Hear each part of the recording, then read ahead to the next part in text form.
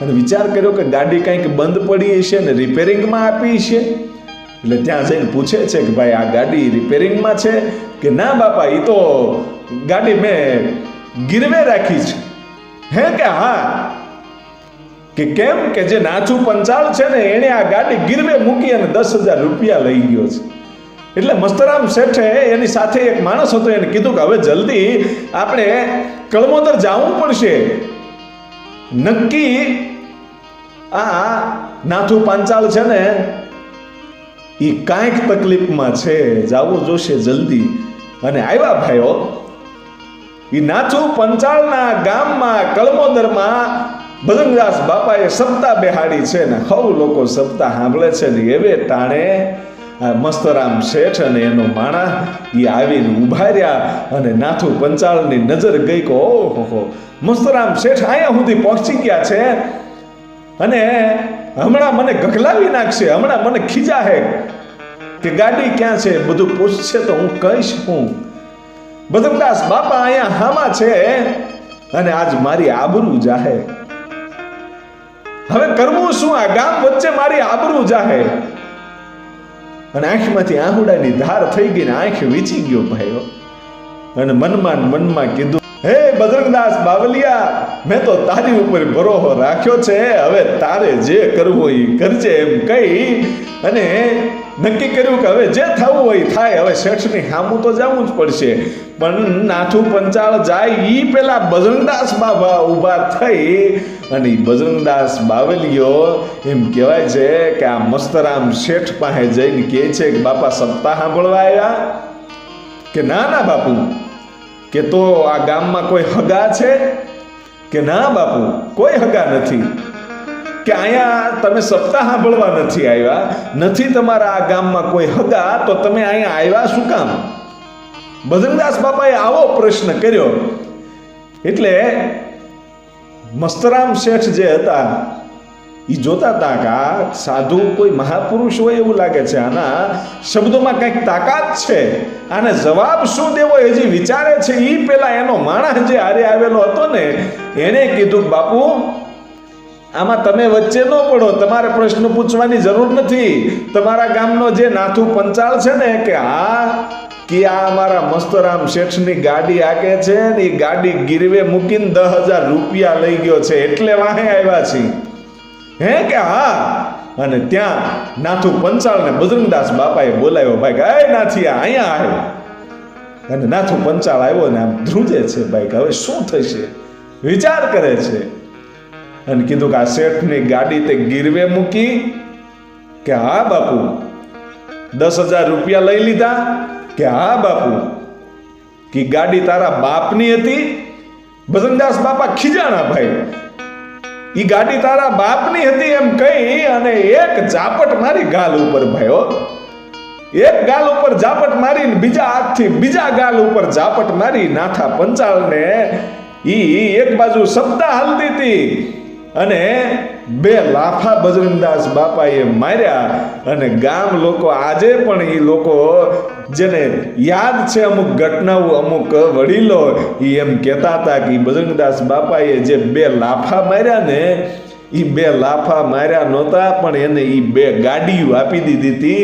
એ બજરંગદાસ બાપાએ લાફા માર્યા પછી ટૂંક સમયમાં એ નાથું પંચાળને 2 ગાડીઓ ઘરની થઈ ગઈ હતી. એ આ બાવલિયાની તાકાત. અને બજરંગદાસ બાપાએ કીધું કે નાથિયા હામી ઠેલી ટીંગાઈ છે ને? કે હા. કે એ ઠેલી લેતો આવ્યો અને નાથું પંચાળ છે એ ઠેલી લેવા માટે ગયો અને પછી થેલીની અંદરથી એ રૂપિયાનો ડટ્ટો કાઢ્યો અને એ 10,000 રૂપિયા જે હતા એ મસ્તરામ શેઠને આપીને કીધું કે લ્યો શેઠ, આ તમારા રૂપિયા પાછા તમારી ગાડી છૂટી કરાવી લેજો. અને તેથી મસ્તરામ શેઠે કીધું કે એ ગાડી તો મેં છૂટી કરાવી લીધી છે અને એ જ ગાડી લઈને અમે અહીંયા આવ્યા છીએ, પણ બાપા આ રૂપિયા તમે રાખો અને સપ્તાહમાં વાપરી દેજો. કારણ કે એ મસ્તરામ શેઠે આ બજરંગદાસ બાવલિયામાં કાંઈક તાકાત ભાળી હતી. એને ખબર પડી ગઈ હતી કે આ કોઈ સામાન્ય વ્યક્તિ નથી. અને 10,000 રૂપિયા એ સપ્તાહમાં વાપરવામાં આવ્યા હતા. અને 4 વર્ષ પછી એ બજરંગદાસ બાપા છે, એમ કહેવાય છે કે વિક્રમ સંવત 2001 એટલે કે 1945ની સાલમાં કારતક વદ અમાસના દિવસે એમ કહેવાય છે કે બજરંગદાસ બાપાએ આ કળમોદર છોડ્યું. ભાઈ, કળમોદર દિવસ આઠમાના સમયે એમ કહેવાય છે કે કળમોદર છોડીને બજરંગદાસ બાપા છે ધીરે ધીરે ધીરે ધીરે હાલતા થયા. અને યમાહને દિવસે બજરંગદાસ બાપા હાજના ટાણે બગદાણામાં પોતાનો પવિત્ર પગ છે એ મૂક્યો હશે. ભાઈઓ, વિચાર કરજો, એ બગદાણામાં આવતાની સાથે એ ધરતીને એમ થયું હશે કે આજ કોક મહાપુરુષ અહીંયા આવીને ઉભો રહ્યો છે. ભાઈઓ, એ બગદાલમ ઋષિના દર્શન કર્યા હશે, એ બગડ નદીનું મીઠું પાણી પીધું હશે.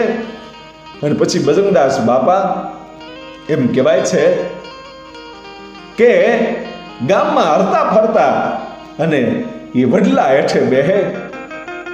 એ ધીરે ધીરે સમય જાતો જાય છે. બાપાનો હજી કોઈ આશ્રમ નથી, કોઈ જગ્યા નથી. ગામમાં ફરે છે, વડલા હેઠે બેહે અને સૌ લોકો બાપાનો સત્સંગ સાંભળવા આવે. એવી રીતે ધીરે ધીરે સમય જાતા એમ કહેવાય છે કે 1951ની સાલમાં બજરંગદાસ બાપાએ પોતાના આશ્રમની સ્થાપના કરી. 1951માં આશ્રમની સ્થાપના કર્યા પછી 1959ની સાલમાં અન્નક્ષેત્ર શરૂ કર્યું બાપાએ. અને એમ કરતા કરતા એ 1960માં ભૂદાન યજ્ઞ કર્યો અને 1962માં પોતાના આશ્રમની હરાજી કરીને આશ્રમ વેચી નાખ્યો. શું કામ? ચીન સાથે એ વખતે યુદ્ધ થયું અને દેશને જ્યારે જરૂર પડીને તેથી બગદાણાના બાવલિયાએ આ બજરંગદાસ બાપાએ વિચાર કરજો કે પોતાના આશ્રમને વેચી અને ઈ રૂપિયા સરકારને મોકલાવ્યા હતા કે આ બાવલિયાથી જેટલું બન્યું એટલું આપ્યું છે. વિચાર તો કરજો કે પોતાના દેશ માટે પોતાના આશ્રમની હરાજી કરીને વેચી દીધો હતો. ભાઈ, એટલું નહીં, પણ જ્યારે 1965ની સાલમાં પાકિસ્તાન સાથે જ્યારે યુદ્ધ થયું ત્યારે દેશને જરૂર પડીને ત્યારે ફરીવાર પોતાના આશ્રમની હરાજી કરીને વેચી નાખ્યો. અને ત્યારે પણ એ સરકારને પૈસા મોકલાવ્યા હતા. એટલું નહીં, પણ ત્રીજી વાર પાકિસ્તાન સાથે 1971માં યુદ્ધ થયું ત્યારે પોતાનો આશ્રમ તો વેચી દીધો, પણ પોતાની પોતડી, પોતાની બંડી, પોતાનું જે કાંઈ હતું એ સર્વસ્વ વેચી અને એ રૂપિયો સરકારને મોકલ્યો હતો. આ કેવો દેશ પ્રેમી બાવલીઓ હશે! એટલે જ આજે આખા ભારતની માલપા બાપા સીતારામ થાય છે. બજરંગદાસ બાવલિયાની ગામડે ગામડે જે મઢુલિયું છે ને એ એમણે નથી મળતું. બીજાના માટે જેને કાંઈક કર્યું હોય એના જ ઇતિહાસ હોય, બાકી ન વળે કાંઈ ગેરે બેંગે ફેફેતી ઘડીક શણગાર મરતો નો સજી લ્યો તો મજા આવે, મજા કાંઈક ઓર આવે દાદ કાયર વેશ મેલો તો. પોતાનું સર્વસ્વ બીજાને આપી દેવાની જેનામાં તાકાત હોય એને જ દુનિયા સ્વીકારે છે ને એના જ ઇતિહાસ હોય છે અને એને જ દુનિયા માથું નમાવે છે. ઈ બજરંગદાસ બાવલિયાની પરચાઓની વાતો અદ્ભુત છે, પણ એક પરચાની મારે વાત કરવી છે કે વલભીપુર તાબાનું જે કાનપર નામનું ગામ છે ત્યાંના રામજી મંદિરના પૂજારી સંત કાળીદાસ બાપુ ઈ બજરંગદાસ બાપાના દર્શને બગદાણા આવે દર પૂનમ. ઈ બજરંગદાસ બાપાના દર્શને આવે એટલે બજરંગદાસ બાપાનો એક ફોટો પોતાની ઘરે રાખેલો. બજરંગદાસ બાપા હયાત હતા અને એનો ફોટો બજરંગદાસ બાપાનો પોતાની ઘરે રાખેલો. એટલે ઈ કાનપર ગામનો જ એક માણસ એમ કહેવાય છે કે ગોવિંદ ભગત કરીને નામ, ભગત માણા. પણ ઈ જ્યારે કાળીદાસ બાપુની ઘરે આવ્યો અને સાધુનો ફોટો જોયો એટલે કીધું કે આ કોણ છે? કે બગદાણામાં આ એક અદ્ભુત સંત છે, મહાપુરુષ છે. કે હાજરમાં છે કે હા, કે તમે ત્યાં ક્યારેય ગયા છો કે અરે કે હું તો દર પૂનમે બાપાના દર્શન કરવા જાઉં છું, એમ કે હા, કે એકવાર જો તમને એમ મારી ઉપર દયા આવે ને, ગોવિંદ ભગત કહે છે કાલિદાસ બાપુને કે દયા આવે ને તો એકાદી વાર મને આ બાવલિયાના દર્શન કરવા લઈ જાયજો ને. અરે કે ભલા માણા, મને શું વાંધો, આવજે મારી હારે પૂનમે. આ કાકડુથી શું કામ કરતો હતો ગોવિંદ ભગત? એનું કારણ એ હતું કે ચારે બાજુથી આ માણસ થાકી ગયેલો હતો, ક્યાંય આશા દેખાતી નહોતી. પોતાની જમીનમાંથી જે કાંઈ રકમ આવતી હતી ને એ તો વ્યાજ ભરવામાં વહી જતી હતી, એટલું તો કરજ હતું. એ વખતે ગોવિંદ ભગત ઉપર 86,607 રૂપિયાનું કરજ હતું ભાઈ, અને એનું એ વ્યાજ ભરતો હતો ગોવિંદ ભગત. 86,607 રૂપિયાનું વ્યાજ ભરતો હતો. જે કાંઈ નીપજ આવે એ બધું વ્યાજમાં વયું જાય, મૂળની કિંમત ચૂકવી ન શકે. ઘર માંડ માંડ હાલે, કરે તો કરે શું? એમાં એકવાર પૂનમે બજરંગદાસ બાવલિયાને દર્શન કરવા માટે ગોવિંદ ભગત ગયો ભાઈ, અને દર્શન કરવા માટે ગયો અને બજરંગદાસ બાપાને જોતાની સાથે એમ થઈ ગયું કે દુઃખ ભાંગે તો આ સંત ભાંગ્યો. અને મનમાં પોતે એક પ્રતિજ્ઞા લે છે કે આજ પછી હું ક્યારેય ચંપલ નહીં પહેરું અને બેસીને ખાઈશ નહીં, બેસીને ભોજન નહીં લઉં, હું ઊભા જમીશ. અને જ્યાં સુધી આ નિયમ ત્યાં સુધી છે કે જ્યાં સુધી મારા આંગણે બજરંગદાસ બાપા નહીં આવે. મારે આંગણે જ્યારે બજરંગદાસ બાપા આવશે ને ત્યારે આ મારા નિયમ બધાય પૂરા થશે, ત્યારે આ મારી પ્રતિજ્ઞા પૂરી થશે. એવી પ્રતિજ્ઞા લઈ અને પછી તો દર પૂનમે આ કાલિદાસ બાપુની સાથે ગોવિંદ ભગત જાય અને ગોવિંદ ભગતનો સત્સંગ બજરંગદાસ બાપા સાંભળે અને બજરંગદાસ બાપાનો સત્સંગ ગોવિંદ ભગત સાંભળે. એવી પાકી મિત્રતા થઈ ગઈ ભક્ત અને આ સંતની. એ ભક્તિને એમ કહેવાય છે કે બજરંગદાસ બાપો ઓળખતો હશે કાંઈક. અને એવી રીતે ધીરે ધીરે સમય જાતો જાય છે. અને એમાં એક વખત ઘટના એવી બની, 86,607 રૂપિયા માથે કરજ છે અને જમીનમાંથી નીપજ છે ને એ માત્ર 8,000 રૂપિયા આવી. હવે વિચાર કરે છે કે 8,000 તો વ્યાજે પૂરું થાય એમ નથી, ઘરે જમવાનું પૂરું થાય એમ નથી, કરવું તો કરવું શું? નક્કી કર્યું કે આ 8,000 રૂપિયા છે ને એ બગદાણા બજરંગદાસ બાપાના ચરણોમાં હવે મૂકી દેવા છે. કોઈ લેણિયાતને દેવા નથી, કોઈનું વ્યાજ ભરવું નથી, ઘરે રાખવા નથી. અને સીધો એ બગદાણા ઉપડ્યો ભાઈ. એ ગોવિંદ ભગત બગદાણામાં આવી અને બજરંગદાસ બાપાને આમ 8,000 રૂપિયા આપ્યા. ને બજરંગદાસ બાપાએ કીધું કે ક્યાંથી લાવ્યો? ક્યાંય ચોરી કરીને નથી લાવ્યો ને? ત્યારે ગોવિંદ ભગત કહે છે કે બાપુ આ તો મારી મહેનતની કમાણી છે, મારા પરસેવાના પૈસા છે બાપુ, ખેતીમાંથી જે નીપજ આવી ને એ પૈસા છે. એમ કે હા. એટલે 8,000 રૂપિયા બજરંગદાસ બાપાએ પોતાના બંડીના ખીચામાં નાખી દીધા. અને ગોવિંદ ભગત પછી જ્યારે નીકળી જાય છે અને સાંજે પોતે ઝેર પી લીધું. શું કામ? પોતાની માથે કરજ એટલું હતું એટલે એમ થઈ ગયું હતું કે હવે આ દુનિયામાં રહેવાય નહીં. પોતે ઝેર પી લીધું અને એમ કહેવાય છે કે અડધી રાતને ટાણે હાહાકાર મચી ગયો કે ગોવિંદ ભગતે ઝેર પી ગયો અને ગોવિંદ ભગત ગુજરી ગયો. ઝેર પીને ગોવિંદ ભગત તો મરી ગયો ભાઈ, ગામ ભેગું થઈ ગયું.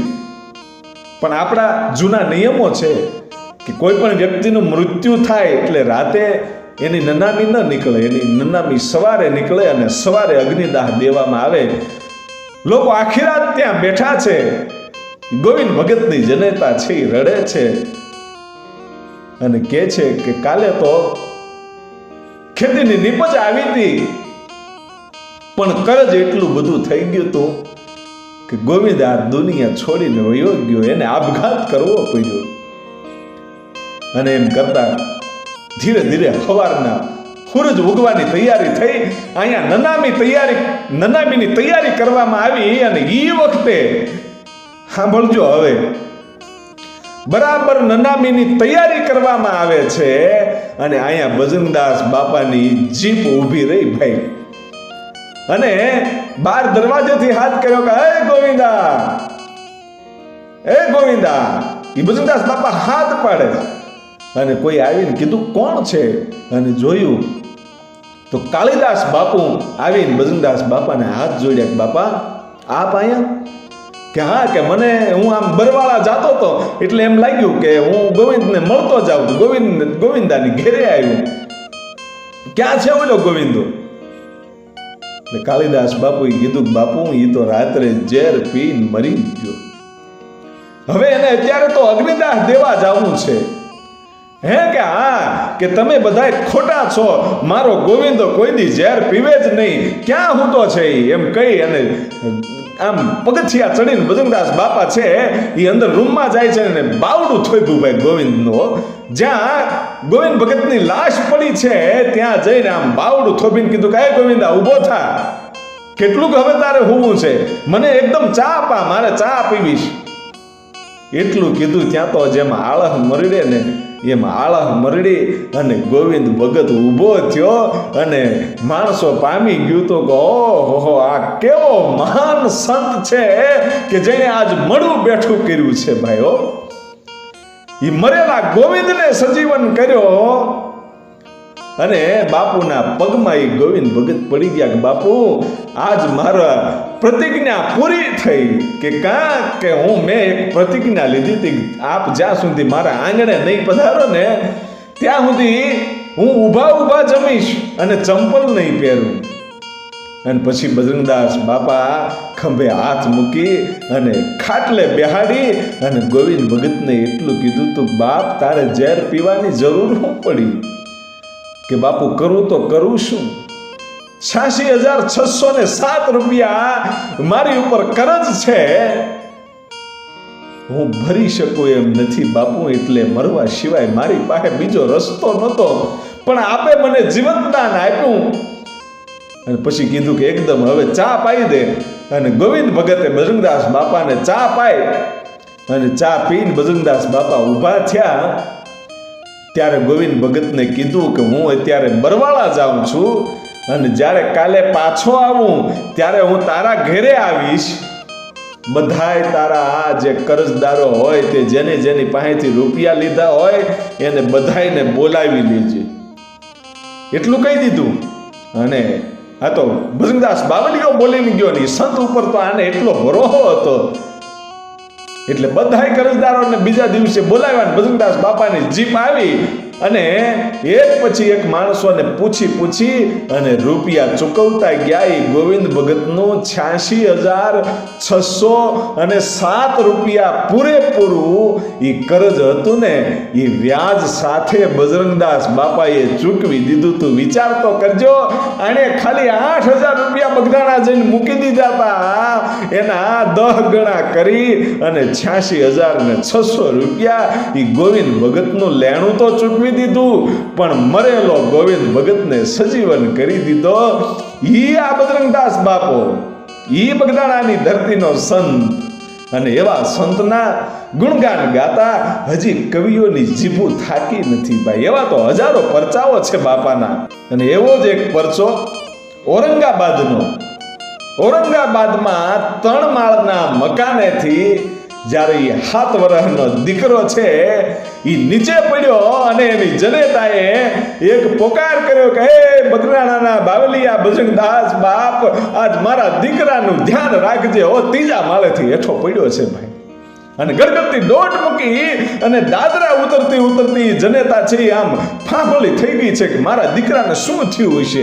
3જા માળેથી દીકરો નીચે પડ્યો છે અને ગડગડતી દોટ મૂકીને પગથિયા ઉતરતી જાય છે ઝડપથી. એવે વખતે પોતાનો દીકરો છે એ હામો પગથિયા ચડીને હાલ્યો આવે છે. એટલે આ બાઈ ચોંકી ગઈ કે ઓહ બેટા તને શું થયું, તને ક્યાંય વાગ્યું તો નથી ને, લોહી તો નથી નીકળ્યું ને બેટા, ક્યાં વાગ્યું? ગાંઠી થઈ ગઈ ભાઈ, કારણ કે માં એ તો માં છે ને ભાઈ. 3જા માળેથી દીકરો પડ્યો છે, ગાંઠી ન થઈ જાય તો શું થાય? અને ત્યારે દીકરો કહે છે કે મમ્મી મને ક્યાંય વાગ્યું નથી, હે કે ક્યાંય વાગ્યું નથી બેટા, તો તું ત્રીજા માળેથી પડ્યો છો. અને ત્યારે દીકરાએ એટલું કીધું કે કોઈ સાધુ હતા ને નીચે ઊભા હતા ને, તો એણે મને જીતી લીધો. હે કે એણે મને જીતીને નીચે મૂકી દીધો, મને ક્યાંય વાગ્યું નથી. કે કોણ હતું? કે ધોળી દાઢી હતી, ધોળી બંડી પહેરેલી હતી, ધોળી પોતળી હતી, માથામાં થોડી ટાલ હતી. એટલું વર્ણન કર્યું. ત્યાં એ બાઈ ઓળખી ગઈ હતી કે બગદાણાના બજરંગદાસ બાવલિયા સિવાય બીજો કોઈ ન હોય. ક્યાં બગદાણા ને ક્યાં ઔરંગાબાદ.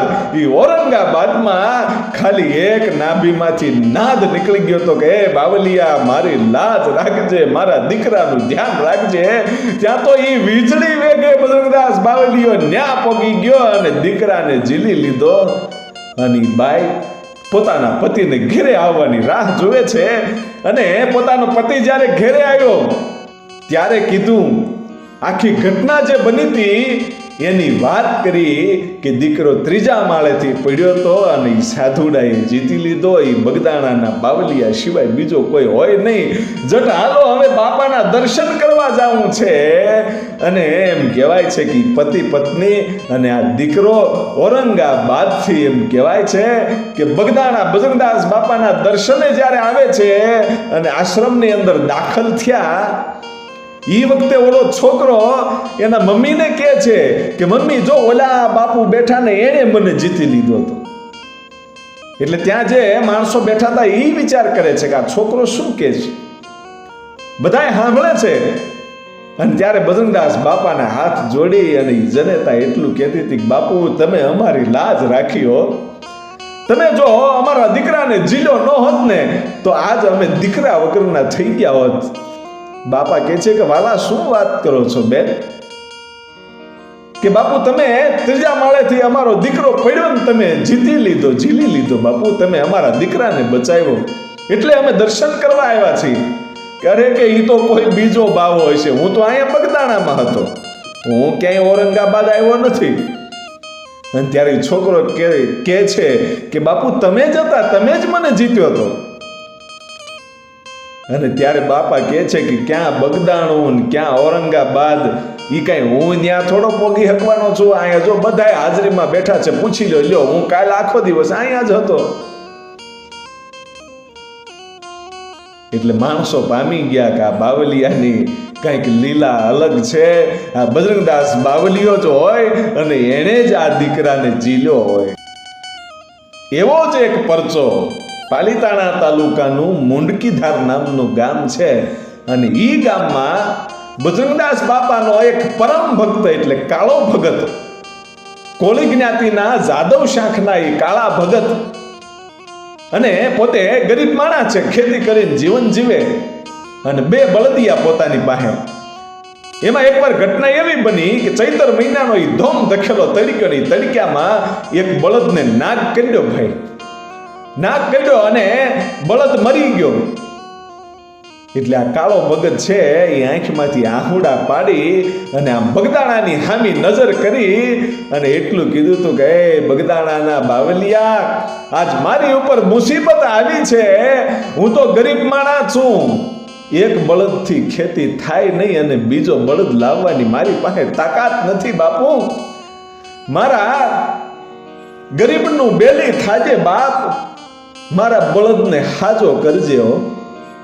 બળદ તો મરી ગયેલો પડ્યો છે. અને અહીંયા પ્રાર્થના શરૂ થઈ ભાઈ. પણ જેમ વીજળી વેગે બજરંગદાસ બાવલિયાએ આના વેણ સાંભળી લીધા હોય ને એમ બળદમાં પ્રાણ આવ્યો ભાઈઓ. મરી ગયેલો બળદિયો સજીવન થયો. અને એ બળદ સજીવન થયા પછી આ કાળો ભગત છે ને એ પોતે ઉઘાડા પગે હાલી અને બગદાણા બજરંગદાસ બાપાના દર્શને ગયો. અને ત્યારે બજરંગદાસ બાપાએ કીધું એ સાંભળજો. બજરંગદાસ બાપાએ એટલું કીધું, કાળા તું માણસને તો પ્રેમ કરશો પણ માલ ઢોરને પ્રેમ કરશો, એમાં બહુ મોહ ન રાખવાનો હોય. કાળા માલને તો એને એના રામનું તેડું આવે ને ત્યારે બધાયને જાવું પડે. પણ મેં મારી ઉંમર આપી છે, બજરંગદાસ બાપા એમ કહે છે. બજરંગદાસ બાવલિયાએ પોતાની ઉંમર આપી અને બળદને સજીવન કર્યો હતો. એ પોતાના ભક્તોની વારે એ બજરંગદાસ બાવલિયો જરૂર આવે છે. અને એવી જ એક ઘટના, બજરંગદાસ બાપાએ સુંદર મજાનો એ બગીચો વાવેલો અને એમાં કોઈ કરોડપતિ માણસો આવ્યા અને બાપાને કીધું કે બાપા આ જે દીકરીઓ પાણી પાય છે ને બગીચાને ઘડે ઘડે, આ વાસણથી પાણી કૂવામાં સિંચવું, પાછું પાણી ત્યાં જઈને ઠલવવું, આ દીકરીઓને બધાને તમારે રૂપિયો 2 રૂપિયા 5 રૂપિયા આપવા પડે. એના કરતા અમે એક એન્જિન મૂકી દઈએ, એક મશીન મૂકી દઈએ કે પાણી ઓટોમેટિક કૂવામાંથી નીકળે અને જે જગ્યાએ પાણી પાવું હોય ત્યાં એ ભૂંગળું લઈને ગમે એ વ્યક્તિ ઊભો રહી જાય તો પાણી ઘડીકમાં પી જાય. બાપુ હે કે હા, કે મશીન કોણ લાવી દેશે? કે બાપા અમે લાવી દઈએ, અમે પૈસા આપી દઈએ. ત્યારે કીધું કે ઘડીક ઉભા લાગે. અને જેટલી દીકરીઓ એ બગીચાને પાણી પાતી હતી, દીકરીઓને બોલાવીને કીધું બેટા બોલો સીતારામ. અને દીકરીઓ એક સાથે મોટા અવાજે બોલી સીતારામ સીતારામ. એ સીતારામના પડઘા પીડ્યા ભાઈ. અને પછી બજરંગદાસ બાપાએ એ કરોડપતિ માણસને કીધું તું તારું મશીન સીતારામ બોલશે? કે નહીં બાપુ, મશીન સીતારામ ન બોલે, એ તો ઠક ઠક ઠક ઠક થાય. કે બેટા જે જગ્યાએ સીતારામના અવાજ ન આવતા હોય ને એનું મારે કાંઈ કામ નથી. મને તો હૃદયથી વાલો મારો રામ છે, બસ સીતારામ સાંભળવાનો મને શોખ છે. તારા મશીનને તારી ઘેરે રાખ, મને તો આ દીકરીઓ સીતારામ સીતારામ બોલતી બોલતી બગીચામાં પાણી પાતી હોય ને ઈ રોડું લાગે. એવો અદ્ભુત સંતના અદ્ભુત પરચાઓ છે. એવા તો હજારો પરચાઓ છે, પણ મને જેટલી પરચાઓની યાદી હતી એટલે આપની સમક્ષ રજૂ કરી છે. અને પછી ધીરે ધીરે સમય જાતા પોહ વદ સોથનો દિવસ, એ દિવસ બગદાણા માટે આજ તો સૂરજ આથમી ગયો હોય એવો સૂરજ ઉગ્યો હતો ભાઈ. શું કામ? પોહ વદ સોથના દિવસે આ દુનિયામાંથી બગદાણાની ધરતીનો સંત બજરંગદાસ બાવલિયાએ રજા લઈ લીધી હતી. એનો આત્મા છે એ પરમાત્મામાં ભળી ગયો તો. રોયા રે પશુને રોયા પંખીડા, અને રોઈ ઉઠી આખી વનરાય. પહુડાય રોતાતા, માણસોય રોતાતા. એક એવું અદ્ભુત કરુણામય દ્રશ્ય હતું કે આ ધરતી છોડી અને બજરંગદાસ બાવલિયો છે એ વિદાય લઈ લીધી હતી. પણ મહાન પુરુષો જે હતા, જે મહાન સંતો હતા, એણે સૌને એમ કહેવાય છે કે આશ્વાસન આપ્યું અને કીધું કે સંત છે ને ખાલી શરીર છોડે છે, બાકી એ તો આપણી સાથે જ છે. અને વાત બહુ સાચી છે મિત્રો. આજે પણ તમે બગદાણામાં જાઓ, એ ચાંદીની મૂર્તિ છે એની સામે નજર કરો ને ત્યાં એમ લાગે કે હમણાં બોલ્યા કે બોલશે. એ હાજરા હજુર એ બજરંગદાસ બાવલિયો છે. જાજો અને બજરંગદાસ બાવલિયાના દર્શન કરજો. ત્યાં સુધી આપ સૌને લાખાભાઈ રબારીના જય માતાજી. બાપા સીતારામ, બાપા સીતારામ, બાપા સીતારામ.